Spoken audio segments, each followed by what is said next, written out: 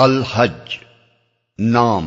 چوتھے رکوع کی دوسری آیت وَأَذِّن فِي النَّاسِ بِالْحَجِّ سے ماخوذ ہے۔ زمانہ نزول،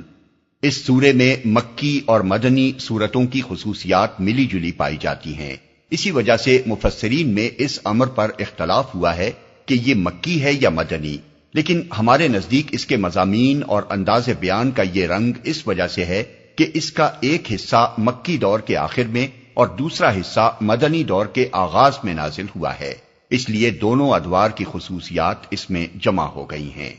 ابتدائی حصے کا مضمون اور انداز بیان صاف بتاتا ہے کہ یہ مکہ میں نازل ہوا ہے، اور اغلب یہ ہے کہ مکی زندگی کے آخری دور میں ہجرت سے کچھ پہلے نازل ہوا ہو۔ یہ حصہ آیت 24 وَهُدُوا إِلَى الطَّيِّبِ مِنَ الْقَوْلِ وَهُدُوا إِلَى صِرَاطِ الْحَمِيدِ پر ختم ہوتا ہے۔ اس کے بعد ان الذین کفروا ویصدون عن سبیل اللہ سے یکلخت مضمون کا رنگ بدل جاتا ہے اور صاف محسوس ہوتا ہے کہ یہاں سے آخر تک کا حصہ مدینہ طیبہ میں نازل ہوا ہے۔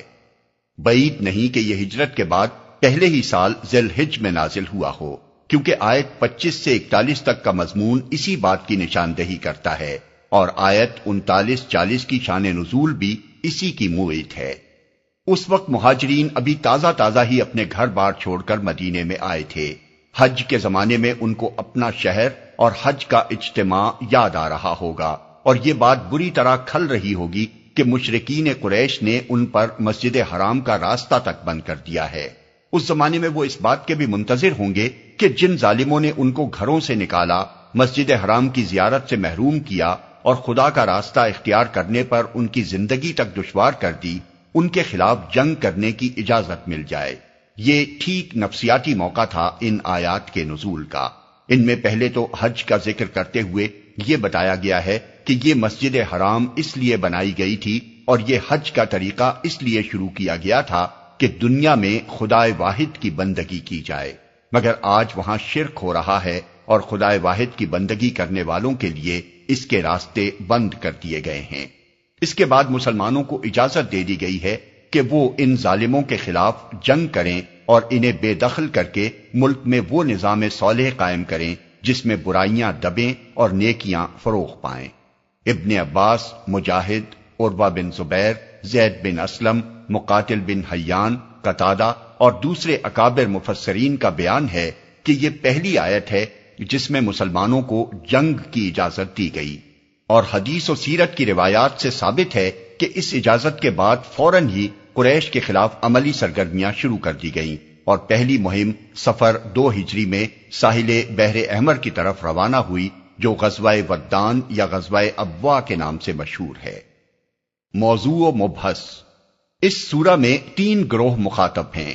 مشرکین مکہ، مذبذب اور متردد مسلمان، اور مومنین صادقین۔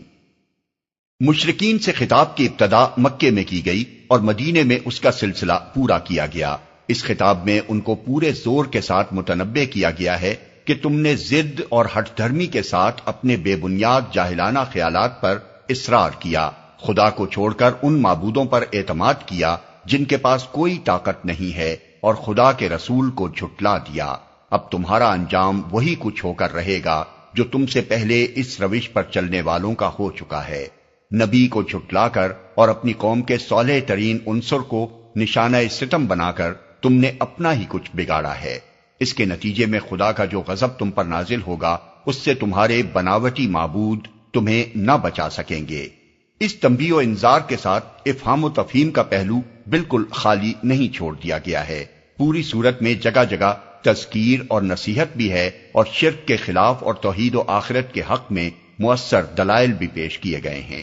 مذبذب مسلمان جو خدا کی بندگی تو قبول کر چکے تھے مگر اس راہ میں کوئی خطرہ برداشت کرنے کے لیے تیار نہ تھے، ان کو خطاب کرتے ہوئے سخت سرزنش کی گئی ہے۔ ان سے کہا گیا ہے کہ یہ آخر کیسا ایمان ہے کہ راحت مسرت عیش نصیب ہو تو خدا تمہارا خدا اور تم اس کے بندے، مگر جہاں خدا کی راہ میں مصیبت آئی اور سختیاں جھیلنی پڑی، پھر نہ خدا تمہارا خدا رہا اور نہ تم اس کے بندے رہے، حالانکہ تم اپنی اس روش سے کسی ایسی مصیبت اور نقصان اور تکلیف کو نہیں ٹال سکتے جو خدا نے تمہارے نصیب میں لکھ دی ہو۔ اہل ایمان سے خطاب دو طریقوں پر کیا گیا ہے۔ ایک خطاب ایسا ہے جس میں وہ خود بھی مخاطب ہیں اور عرب کی رائے عام بھی، اور دوسرے خطاب میں صرف اہل ایمان مخاطب ہیں۔ پہلے خطاب میں مشرکین مکہ کی اس روش پر گرفت کی گئی ہے کہ انہوں نے مسلمانوں کے لیے مسجد حرام کا راستہ بند کر دیا ہے، حالانکہ مسجد حرام ان کی ذاتی جائیداد نہیں ہے اور وہ کسی کو حج سے روکنے کا حق نہیں رکھتے۔ یہ اعتراض نہ صرف یہ کہ بجائے خود حق بجانب تھا، بلکہ سیاسی حیثیت سے یہ قریش کے خلاف ایک بہت بڑا حربہ بھی تھا۔ اس سے عرب کے تمام دوسرے قبائل کے ذہن میں یہ سوال پیدا کر دیا گیا کہ قریش حرم کے مجاور ہیں یا مالک۔ اگر آج اپنی ذاتی دشمنی کی بنا پر وہ ایک گروہ کو حج سے روک دیتے ہیں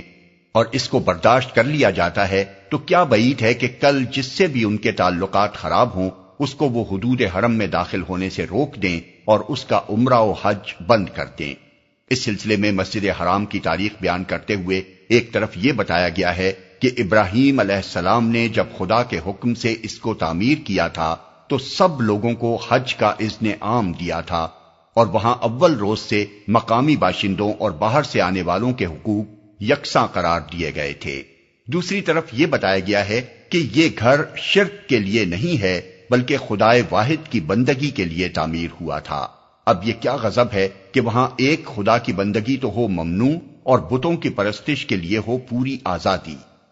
دوسرے خطاب میں مسلمانوں کو قریش کے ظلم کا جواب طاقت سے دینے کی اجازت عطا کی گئی ہے، اور ساتھ ساتھ ان کو یہ بھی بتایا گیا ہے کہ جب تمہیں اقتدار حاصل ہو تو تمہاری روش کیا ہونی چاہیے اور اپنی حکومت میں تم کو کس مقصد کے لیے کام کرنا چاہیے۔ یہ مضمون سورہ کے وسط میں بھی ہے اور آخر میں بھی۔ آخر میں گروہ اہل ایمان کے لیے مسلم کے نام کا باقاعدہ اعلان کرتے ہوئے یہ فرمایا گیا ہے کہ ابراہیم کے اصل جانشین تم لوگ ہو،